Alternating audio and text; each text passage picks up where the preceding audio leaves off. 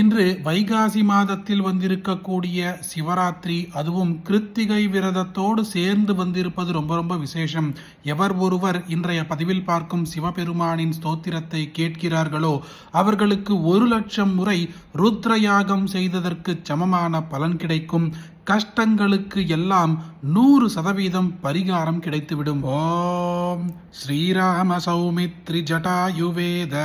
ஷடானனாதித்யகுஜார்ச்சிதாய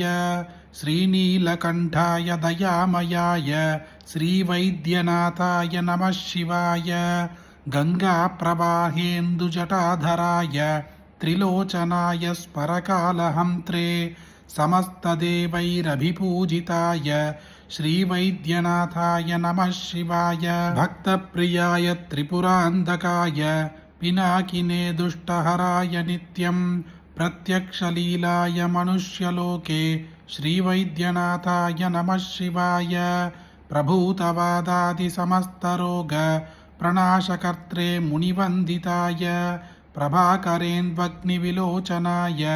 श्रीवैद्यनाथाय नमः शिवाय वाक्श्रोत्रनेत्राङ्घ्रिविहीनजन्तोः वाक्श्रोत्रनेत्राङ्घ्रिसुखप्रदाय कुष्ठादिसर्वोन्नतरोगहन्त्रे श्रीवैद्यनाथाय नमः शिवाय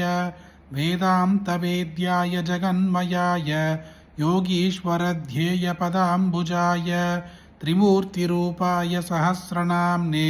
श्रीवैद्यनाथाय नमः शिवाय तीर्थमृद्भस्ममृताङ्गभाजां पिशाचदुःखार्तिभयापहाय आत्मस्वरूपाय शरीरभाजां श्रीवैद्यनाथाय नमः शिवाय श्रीनीलकण्ठाय वृषध्वजाय श्रग्गन्धभस्माद्यपिशोभिताय सुपुत्रधारादिसुभाग्यताय श्रीवैद्यनाथाय नमः शिवाय बालाम्बिकेश वैद्येश भवरोगहरेति च जपेन्नामत्रयं नित्यं महारोगनिवारणं मनोबुद्ध्यहङ्कारचित्तानि नाहं न च स्त्रोत्रचिह्वे न चक्राणनेत्रे न च व्योमभूमिर्न तेजो न वायु चिदानन्दरूपः शिवोऽहं शिवोऽहं न च प्राणसंज्ञो न वै पञ्चवायु न वा सप्तधातुर्न वा पञ्चघोष न वाक्पाणिपात्वक् न चोपस्तपायु चिदानन्दरूपः शिवोऽहं शिवोऽहं न मे द्वेषरागौ न मे लोपमोहौ मदो नैव मे नैव मात्सर्यभाव न धर्मो न चार्थो न कामो न मोक्ष चिदानन्दरूपः शिवोऽहं शिवोऽहं न पुण्यं न पापं न सौख्यं न दुःखं न मन्त्रो न तीर्थं न वेदो न यज्ञो अहं भोजनं नैव भोज्यं न भोक्ता चिदानन्दरूपः शिवोऽहं शिवोऽहं न मे मृत्युशङ्ख न मे जातिभेद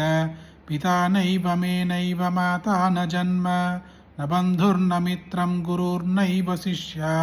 चिदानन्दरूपं शिवोऽहं शिवोऽहम् अहं निर्विकल्पो निराकाररूपो विभुत्वा च सर्वत्र सर्वेन्द्रियाणां न च सङ्गतं नैव मुक्तिर्न मेय चिदानन्दरूपः शिवोऽहं शिवोऽहम् நமது முழு வாழ்க்கையில் ஒரு முறையாவது ருத்ரயாகத்தில் கலந்து கொண்டால் 7 ஜென்ம பாபங்களும் தீருவதோடு மட்டுமின்றி நமக்கு இருக்கும் எப்பேற்பட்ட கஷ்டங்களும் தீர்ந்து மன நிம்மதியும் அஷ்ட ஐஸ்வர்யங்களும் சேரும் என்பது நமது வேதத்தின் பலஸ்ருதி. அப்படியானது ஒன்றல்ல இரண்டல்ல 1,00,000 முறை ருத்ரயாகம் செய்ததற்கு பலனை தரக்கூடிய இந்த அற்புதமான சிவபெருமானுடைய ஸ்தோத்திரத்தை உங்களுக்கு தெரிஞ்ச எல்லாருக்குமே கட்டாயம் பகிருங்க. இந்த வீடியோவை லைக் பண்ணுங்க. நாளைக்கு மற்றொரு பதிவில் சந்திப்போம். ரிஹி ஓம் மகாபிரியவா போற்றி.